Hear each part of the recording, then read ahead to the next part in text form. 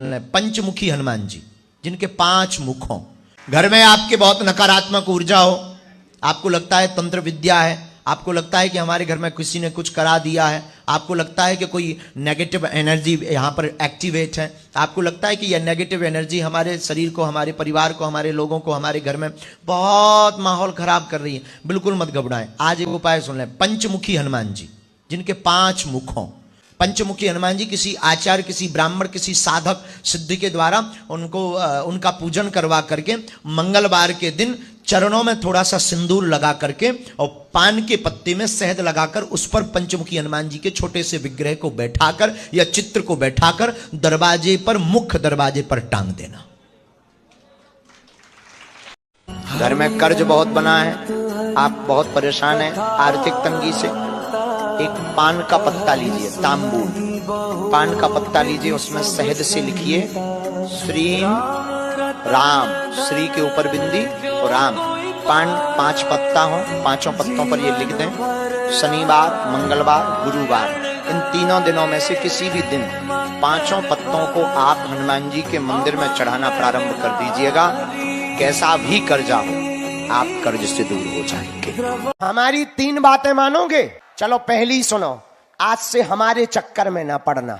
जिनके बल पर हम धर्म विरोधियों को ललकारते हैं, जिनके बल पर हम तुम्हें रास्ता दे देते हैं, जिनके बल पर तुम्हारी समस्या मिट जाती है, ऐसे बागेश्वर बालाजी के चक्कर में पड़ना। दूसरी शर्त, लहसुन प्याज मांस मंदरा बंद करके पेशी करना प्रारंभ कर देना। नियम का पालन करोगे तो जाओ, तुम्हारी जय जय हो जाएगी।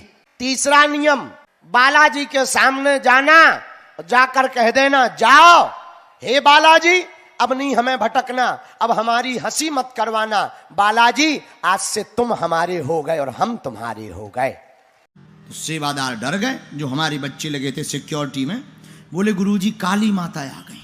उन्होंने बालाल फैलायो, जीभ निकाली, हा बोले हम काली माता। तो वो भीतर आई काली माता, पति हाथ जोड़े खड़ो, डर रहो, कप रहो। हमने पति से पूछा कौन है ये? बोले हमारी पत्नी है पर अभी तो माता है। हमने उनसे कहा माता एक बढ़िया दुर्गा सप्तशती का श्लोक सुनाओ। इतना सुनते ही काली माता और बाएं बाएं जो जीभ तनक मनक बची थी वह और निकाल दी। हाँ मुझे नहीं जानता, मैं बर्बाद कर दूंगी ये वो। अब हमारा भी दिमाग सनक गया। हमने कहा और बताओ मुन्ना से कब से नहीं मिली यहाँ? भैया उसका पति भी उसी पे शक करता था, उन्हें भी 2 दे भरा। काली माता की जीव 1.5 सेकंड में भीतर। सीताराम। गुरुजी, हम अपने गुरु का नाम क्यों नहीं ले सकते हैं? 5 लोगों के नाम लेने से पुण्य क्षीण होते हैं। गुरुर नाम, आप नाम, पत्नी का नाम, ज्येष्ठ पुत्र का नाम और पिता का नाम। लेकिन अपने गुरु पिता एवं अपने पुत्र का परिचय देने के लिए, किसी को बताने के लिए नाम ले सकते हैं, उसमें कोई दोष नहीं है। धन्यवाद गुरुजी। हमारी 3 बातें मानोगे? अगल बगल के पंडाल वाले भी बोलो।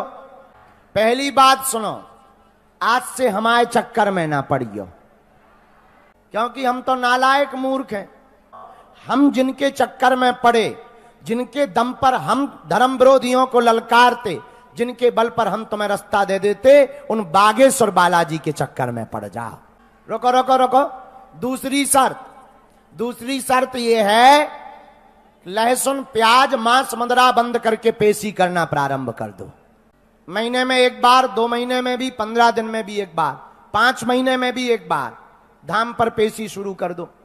तीसरी शर्त, जब भी बागेश्वर बालाजी के सामने जाना, उन्हें देखकर कहना अब हमने बहुत भटक लिया, बहुत दर दर ठोकरें खा ली, अब हमें कहीं नहीं जाना है, आज से तुम हमारे हो गए और हम तुम्हारे हो गए।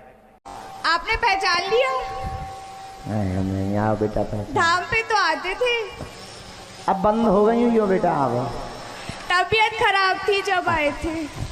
मेरा प्रश्न ये है कि जीवन में समस्याएं आती तो उनका समाधान कैसे पाए। कहते भगवान जी परीक्षा लेते तो घबराना नहीं चाहिए क्योंकि परीक्षा ले रहे वो, लेकिन परीक्षा का भी तो एक निर्धारित समय होता है ना, 2 या 3 घंटे। जितना बड़ा विद्यार्थी होगा उतने ज्यादा कोर्स उसे पढ़ने पड़ते हैं।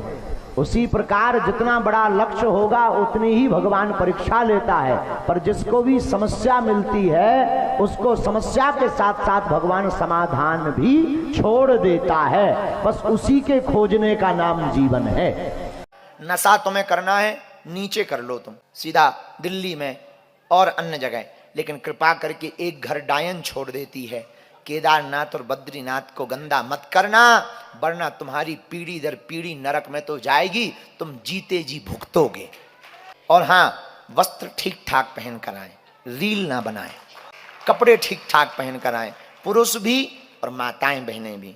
साड़ी पहनने वाली बहनें साड़ी पहने, अन्य वस्त्र पूर्ण पहने, क्योंकि ये तीर्थ है, कोई सिनेमा हॉल नहीं है, ना ये मुंबई है ना दिल्ली है। आपको कम वस्त्र पहनना है बंबई चले जाओ, पर कम से कम हमारे केदारनाथ को बद्रीनाथ को छोड़ दो। विवाहित स्त्रियों का धर्म है पति के चरण दबाए। अब आजकल थोड़ा मॉडर्न जमाना आ गया, आजकल चरण नहीं दबाए जाते हैं, जेब खाली की जाती है। परंतु धर्म है स्त्रियों का पति के चरणों को दबाना, नित्य नित्य सेवा करनी चाहिए। ऐसा करने से प्रीति तो बढ़ती है, लक्ष्मी का वास भी उस घर में होता है।